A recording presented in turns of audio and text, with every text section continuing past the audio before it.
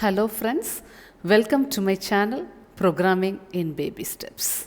இன்னைக்கு நம்ம 12th Computer Scienceல Unit-2 Chapter-6 பைத்தானில் உள்ள கண்ட்ரோல் ஸ்ட்ரக்சர்ஸ் பற்றி பார்க்க போகிறோம். இந்த Part-1 வீடியோவில் கண்ட்ரோல் ஸ்ட்ரக்சர்ஸ்னால் என்ன, சீக்வென்ஷியல் ஸ்டேட்மெண்ட் பிரான்ச்சிங் ஸ்டேட்மெண்ட்னா என்ன, அப்புறம் அதுக்கு ப்ரோக்ராமோட எக்ஸாம்பிளும் பார்க்கலாம். அடுத்து simple if else, nested if, elif L statement, இது எல்லாத்தையும் அதுக்கு ப்ரோக்ராமோட நம்ம பார்க்கலாம். Let's get started. Introduction. Programs may contain set of statements. These are executable statements that yield the result. அதாவது ஒவ்வொரு ப்ரோக்ராம்லேயும் செட் ஆஃப் இன்ஸ்ட்ரக்ஷன்ஸ் இருக்கும். அதில் இருக்கிற ஒவ்வொரு இன்ஸ்ட்ரக்ஷன்ஸும் கம்ப்யூட்டர் சீக்வென்ஷியலாக, அதாவது ஒன்றுக்கடுத்து ஒன்று எக்ஸிக்யூட் பண்ணும். What is alternative or branching? அதாவது ரியல் லைஃப்பில் ஒரு ப்ரோக்ராம் எழுதும்போது ஒரு கண்டிஷனை பார்த்து சில செட் ஆஃப் ஸ்டேட்மெண்ட்ஸை ஸ்கிப் பண்ணுற மாதிரி இருக்கும், அல்லது சில செட் ஆஃப் ஸ்டேட்மெண்ட்ஸை எக்ஸிக்யூட் பண்ணுற மாதிரி இருக்கும். ஒரு ப்ரோக்ராமோட எக்ஸிக்யூஷன் ஆர் அந்த ப்ரோக்ராமோட ஃப்ளோ ஒரு கண்டிஷனை பார்த்து மாறுபடலாம். அதுக்கு பேர் தான் ஆல்டர்னேட்டிவ் ஆர் பிரான்ச்சிங். அடுத்து what is iteration or looping? இன்னும் சில ப்ரோக்ராம்ஸில் ஒரு செட் ஆஃப் ஸ்டேட்மெண்ட்ஸை திரும்ப திரும்ப எக்ஸிக்யூட் பண்ண வேண்டி இருக்கும், அதாவது மல்டிபிள் டைம்ஸ். அதுக்கு பேர் தான் iteration or looping. Control structures.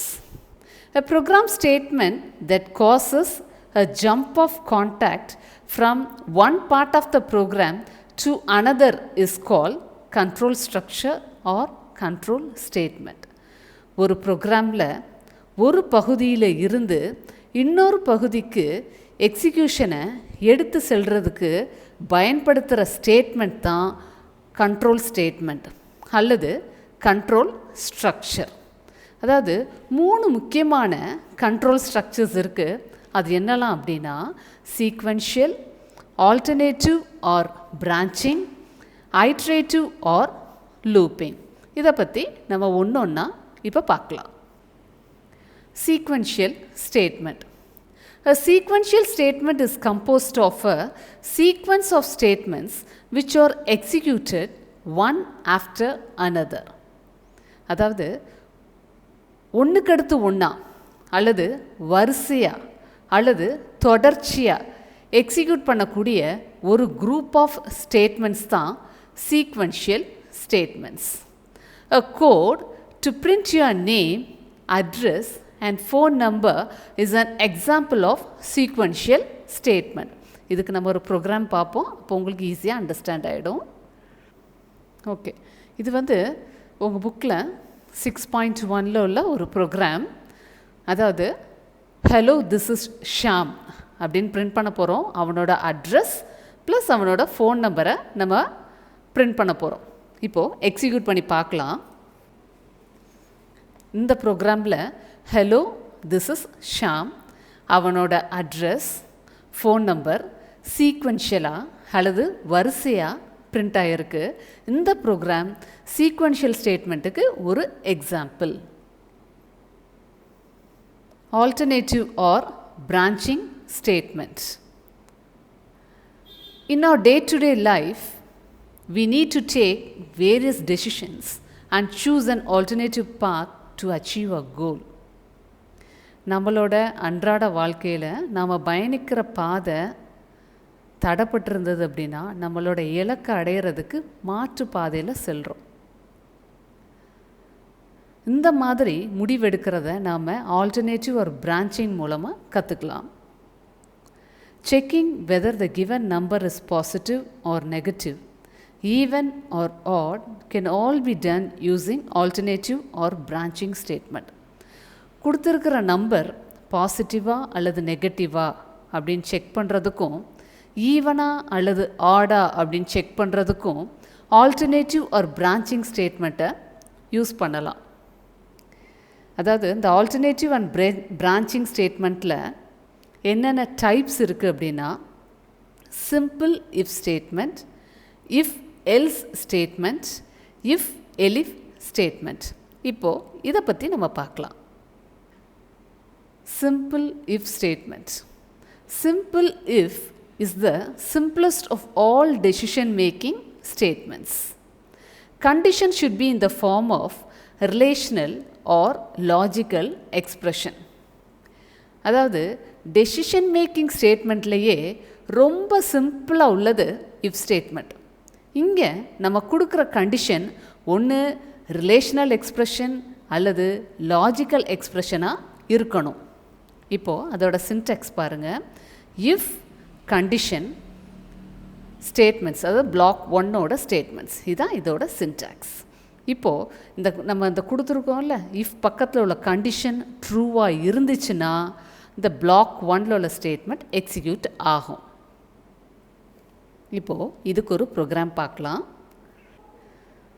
அதாவது program to check the age and print whether eligible for voting. vote பண்ணுறதுக்கு அந்த ஏஜ், நம்ம கொடுக்குற ஏஜ் வந்து எலிஜிபிளாக இல்லையா அப்படிங்கிறதுக்கு ஒரு சின்ன ப்ரோக்ராம் இஃப் கண்டிஷன் வச்சு எழுத போகிறோம். இப்போது என்டர் யுவர் ஏஜ் இன்புட் வாங்குகிறோம். இஃப் அந்த நம்ம கொடுக்குற age is greater than or equal to 18 அப்படின்னா print you are eligible for voting. Execute பண்ணி பார்க்கலாம்.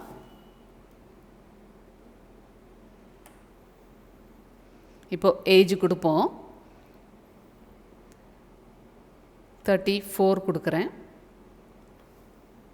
You are eligible for voting அப்படின்னு வருது. இப்போது 18 விட கம்மியாக கொடுத்து நம்ம ஒன்று பார்க்கலாமா? எக்ஸிக்யூட் பண்ணுறேன். இப்போது 16 கொடுத்து பார்ப்போம். அதாவது greater than or equal to 18 கொடுத்தா நமக்கு அவுட்புட் வரும். அதை விடையும் கம்மியாக கொடுத்தா அவுட்புட் வராது. ஏன்னா கண்டிஷன் ஃபெயில் ஆகி இருக்கும். If else statement. The if else statement provides control to check the true block as well as the false block. ஒரு கண்டிஷன் ட்ரூவாக இருந்தால் ஒரு செட் ஆஃப் ஸ்டேட்மெண்ட்ஸ் எக்ஸிக்யூட் ஆகும். அதே கண்டிஷன் ஃபால்ஸாக இருந்தால் இன்னொரு செட் ஆஃப் ஸ்டேட்மெண்ட்ஸ் எக்ஸிக்யூட் ஆகும். அதுக்கு நம்ம யூஸ் பண்ணுற ஸ்டேட்மெண்ட் தான் இஃப் எல்ஸ் ஸ்டேட்மெண்ட். இப்போது நம்ம அதோட சின்டாக்ஸ் பார்ப்போம். இஃப் கண்டிஷன் இது ட்ரூவாக இருந்துச்சுன்னா இந்த செட் ஆஃப் ஸ்டேட்மெண்ட்ஸ் எக்ஸிக்யூட் ஆகும். எல்ஸ் இந்த கண்டிஷன் நமக்கு ஃபால்ஸாக இருந்துச்சுன்னா இந்த செட் ஆஃப் ஸ்டேட்மெண்ட்ஸ் எக்ஸிக்யூட் ஆகும். இப்போது இஃப் எல்ஸ் ஸ்டேட்மெண்ட்டோட எக்ஸிக்யூஷன் எப்படின்னு நம்ம பார்க்கலாம். இது என்ட்ரி, இங்கே கண்டிஷன் கொடுக்குறோம். இந்த கண்டிஷன் ட்ரூவாக இருந்தால் ஸ்டேட்மெண்ட் இந்த பிளாக் 1ல் உள்ள ஸ்டேட்மெண்ட் எக்ஸிக்யூட் ஆகும். இதே கண்டிஷன் ஃபால்ஸாக இருந்துச்சுன்னா ஸ்டேட்மெண்ட், அதாவது பிளாக் 2ல் உள்ள ஸ்டேட்மெண்ட் எக்ஸிக்யூட் ஆகும். இந்த இஃப் எல்ஸ் ஸ்டேட்மெண்ட் நமக்கு 2 பாசிபிலிட்டிஸை கொடுக்குது. நாம் கொடுக்குற கண்டிஷனை வச்சு பிளாக் 1 எக்ஸிக்யூட் ஆகுமா அல்லது பிளாக் 2 எக்ஸிக்யூட் ஆகுமான்னு தீர்மானிக்குது. இப்போது இஃப் எல்ஸ் ஸ்டேட்மெண்ட்டுக்கு நம்ம ஒரு ப்ரோக்ராம் ஒன்று பார்க்கலாம். அதாவது ஒரு நம்பர் கொடுக்குறோம். அந்த நம்பர் வந்து ஆட் நம்பரா ஈவன் நம்பரா அப்படின்னு செக் பண்ணுறதுக்கு நம்ம ஒரு ப்ரோக்ராம் இங்கே கொடுக்குறோம். ஃபஸ்ட்டு இன்புட் வாங்குகிறோம். ஓகே, இப்போது அந்த நம்பர், அது கண்டிஷன் இஃப்பில் A divided by 2 is equal to 0. நம்ம கொடுக்குற நம்பர் 2ஆல் டிவைட் பண்ணும்போது நமக்கு அந்த ரிமைண்டர் 0வாக இருந்தால் ஏ இஸ் அன் ஈவன் நம்பர். அப்படி இல்லை அப்படின்னா அந்த நம்பர் வந்து ஆட் நம்பர். நம்ம இதை இப்போ எக்ஸிக்யூட் பண்ணி பார்க்கலாம். இப்போ ஒரு நம்பர் கொடுக்க போகிறோம். 13 அப்படின்னு கொடுக்குறேன். 13 இஸ் அன் ஆட் நம்பர் அப்படின்னு வந்திருக்கு. இப்போ ஈவன் நம்பருக்கு ஒரு எக்ஸாம்பிள் கொடுத்து செக் பண்ணுவோம். ஸோ மறுபடியும் எக்ஸிக்யூட் பண்ணுறேன். இப்போ ஈவன் நம்பருக்கு நான் ஒரு நம்பர் கொடுக்க போகிறேன். 30 கொடுக்குறேன். 30 is an even number அப்படின்னு வந்திருக்கு. இதுதான் if else அப்படிங்கிற ஸ்டேட்மெண்ட்டுக்குள்ள எக்ஸாம்பிள் ப்ரோக்ராம். அடுத்து if else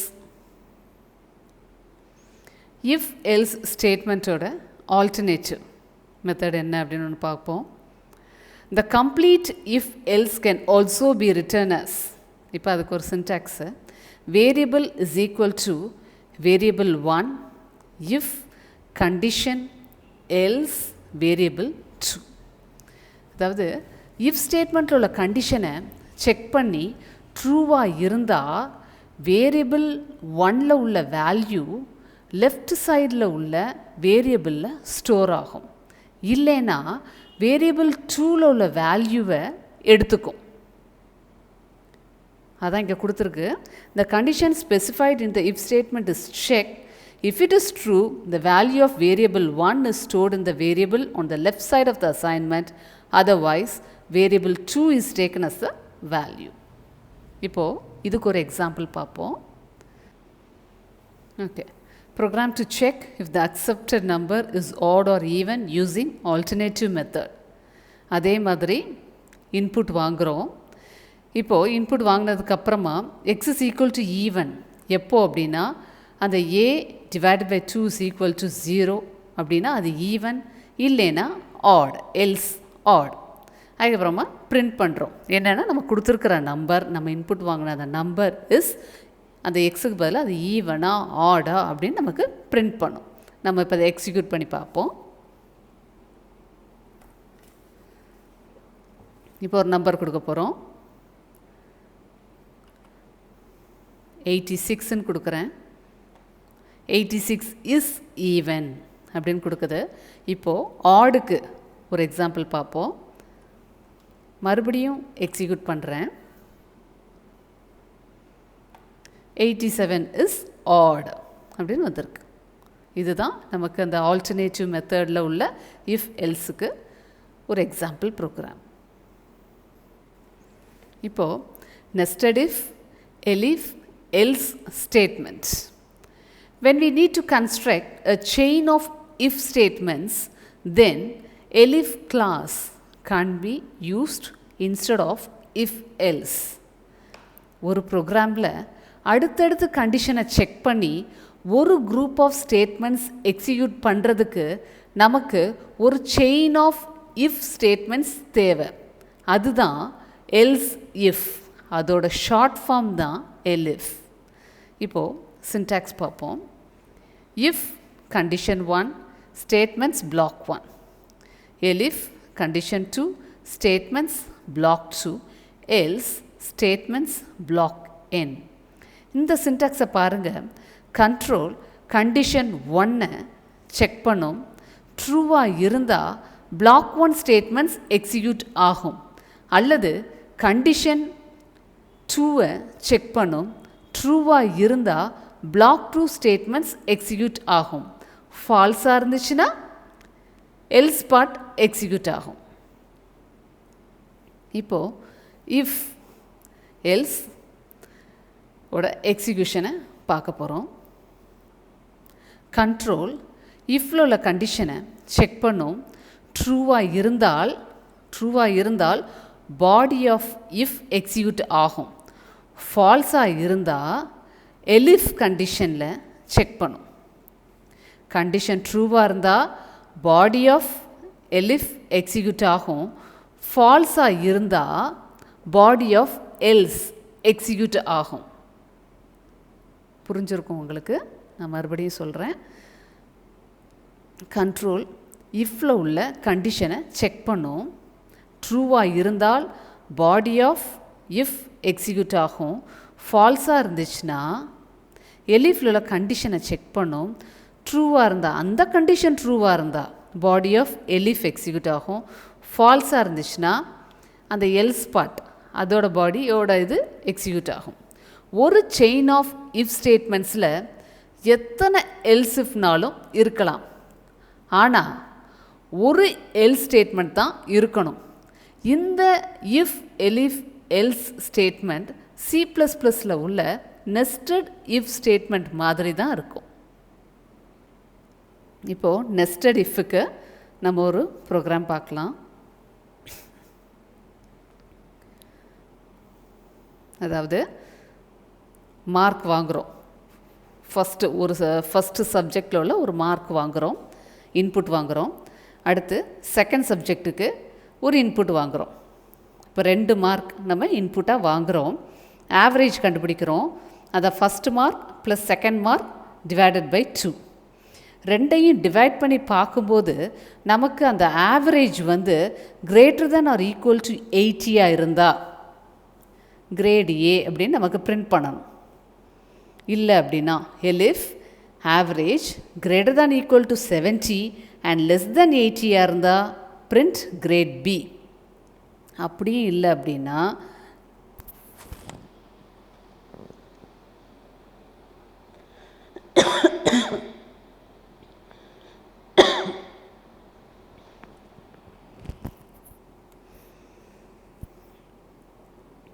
average greater than or equal to 60 and average less than 70 இருந்தால் grade Cன்னு print பண்ணும். அல்லது average greater than or equal to 50 and average less than 60னா grade D. இதுவும் இல்லைன்னா grade E. நம்ம இதை இப்போது எக்ஸிக்யூட் பண்ணி பார்க்கலாம். இப்போது ஃபஸ்ட்டு சப்ஜெக்டில் உள்ள மார்க்கை கொடுக்க போகிறோம். செகண்ட் சப்ஜெக்ட்டுக்கு மார்க்கு கொடுக்க போகிறோம். கிரேட் ஏன்னு வந்திருக்கு. இப்போது கொஞ்சம் கம்மியான மார்க்கு கொடுத்து நம்ம கொஞ்சம் செக் பண்ணி பார்க்கலாம். ஸோ மறுபடியும் நான் அதை எக்ஸிக்யூட் பண்ணுறேன். ஃபஸ்ட்டு சப்ஜெக்ட்டுக்குள்ள மார்க்கு 45ன்னு கொடுக்குறேன். அடுத்து செகண்ட் சப்ஜெக்ட்டுக்குள்ள மார்க்கு 40ன்னு கொடுக்குறேன். கிரேட் இ அப்படின்னு வந்திருக்கு. இது வந்து நெஸ்டட் இஃப்க்கு நெஸ்டட் இஃப் ஸ்டேட்மெண்ட்டோட எக்ஸாம்பிள். அதில் வந்து நம்ம elif யூஸ் பண்ணியிருக்கோம், எல்ஸ் யூஸ் பண்ணியிருக்கோம். இந்த எக்ஸாம்பிள் உங்களுக்கு புரிஞ்சிருக்கும். Thank you friends. இந்த சாப்டரில் நம்ம கண்ட்ரோல் ஸ்ட்ரக்சர்ஸ்னால் என்ன, சீக்வென்ஷியல் ஸ்டேட்மெண்ட், பிரான்ச்சிங் ஸ்டேட்மெண்ட், அப்புறம் simple if else, nested if, elif else statement, இது எல்லாத்தையுமே நம்ம கவர் பண்ணியிருக்கிறோம். இந்த வீடியோ உங்களுக்கு பிடிச்சிருக்கும்னு நினைக்கிறேன். பிடிச்சிருந்துச்சுன்னா லைக் பண்ணுங்கள், கமெண்ட் பண்ணுங்கள், ப்ரோக்ராமிங் இன் பேபி ஸ்டெப்ஸ் சேனலை சப்ஸ்கிரைப் பண்ணுங்கள். மறக்காமல் உங்கள் ஃப்ரெண்ட்ஸ்கிட்ட ஷேர் பண்ணுங்கள். See you all in the next video. Bye.